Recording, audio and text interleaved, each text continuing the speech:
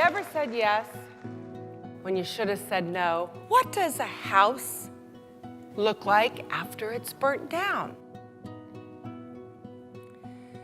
Now, I'm having a complete meltdown, and he's asking me this question. And so I answer. I said, well, I mean, we're standing in his office. He had been on this journey with me. And I said, okay. I said, well, let me think. Trying to get a grip. I closed my eyes, and I said, well, the roof is caved in, and there's splintered lumber, and I see shattered glass, and I see just ashy and soot, and it's just demolished. It's unrecognizable. It's just to the ground. And he said, now, Holly, I'm going to ask you a very critical question. He said, what's left? And I knew what was left. I was scared to say, but I got it. I said it. I said, when a house burns down, and you guys know this, what's left? The foundation is left.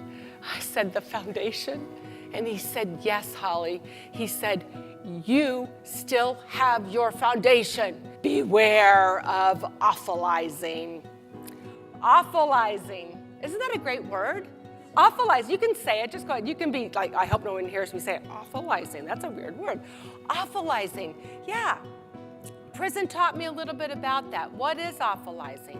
Awfulizing is when you imagine the situation to be as bad as it can possibly be. My father is a West Point graduate, and he's in this room today.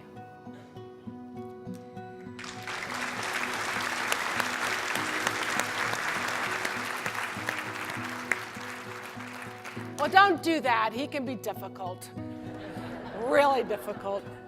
Although today I am classified as a felon, which I am not thrilled about at all. But I have made the choice that I am not going to let the title define me, that I will define the title as a felon. What about this? And my friend says, a teacup? And she says, yes. She says, but you have to understand a little something about this teacup. She said, she's dusting it off. She said, you see, we took this off the shelf. They talk funny in North Carolina. She said, we took this off the shelf because we didn't think anybody was going to want it. See, it's different from the rest of them. It doesn't match everything. And so she says, but as you were talking to me about your friend, she said, this reminded me, you see, this teacup has a little chip on the rim. She said, but as I look closer at that teacup, I say to myself, that teacup is still useful. That teacup is still purposeful.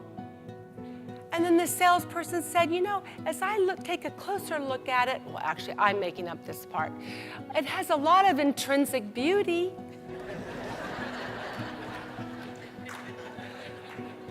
So my friend said, you know what? That sounds like Holly. Being true to who you are is the greatest form of freedom. Nobody in here is wanting to commit fraud. That's the scary part. You can get caught up in it without knowing that that's what you're getting ready to go right into. You have got to remember the signs.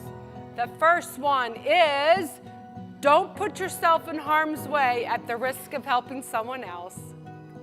If you have to justify something to be right or reasonable, maybe it's not. And lastly, please, do not say yes when you should say no.